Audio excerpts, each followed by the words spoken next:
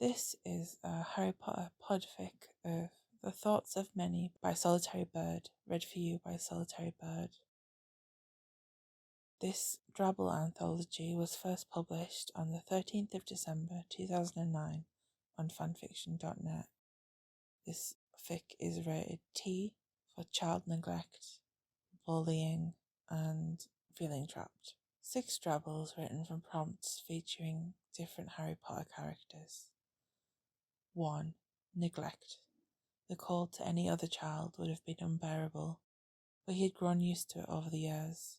Shivering, the small boy pulled his precious faded baby blanket tighter around him, in search of elusive heat and comfort.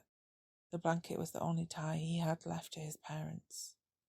According to his aunt, they had died in a car crash, with a strange light in her eyes as she said this, made him think otherwise. 2. Colourless. Veritaseum was known for being colourless, odourless, and tasteless. Impossible to detect, that was why it was so dangerous. The potion, incredibly hard to brew, was almost impossible to find, even in the least savoury of places. It always helped that within his inner circle there stood a potions master, the equal of which hadn't been seen since Salazar himself.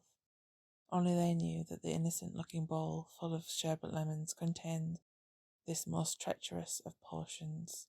After all, how else could he stay one step ahead of the game? 3. Black. Why could he not get rid of the name? They were known as Black and Potter. None of the teachers seemed to care that he wanted nothing to do with his family. He was not a Black. Hadn't his mother throwing him out proved that to them? Only his friends knew the truth. He was serious. End of. 4. Friends. She'd never had friends before. No one had ever stopped to get to know her for long enough. The passers-by, the bullies, they only saw the protective shield that she had placed around herself. These people were special. They saw beyond what lay on the outside. Being with them made her feel wanted again, a feeling she hadn't felt since the tragic death of her mother all those years ago.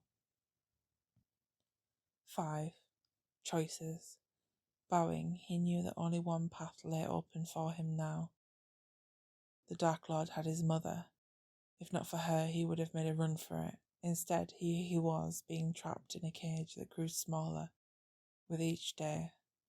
His task lay before him, to kill the only man who had ever believed that he was not his father.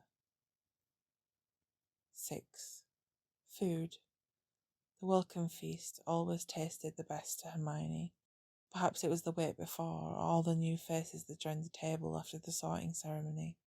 Turning from her plate of spaghetti, her eyes caught Ron, stuffing his face with chicken legs yet again. Despite how disgusting he looked, she was glad to be back. The end. Author's note. 2009 me was just built different. In a way that, I don't know how I can express. Other than I wrote a lot of stuff, and I was severely mentally ill at the time, and I don't know how I did it. Thank you for listening.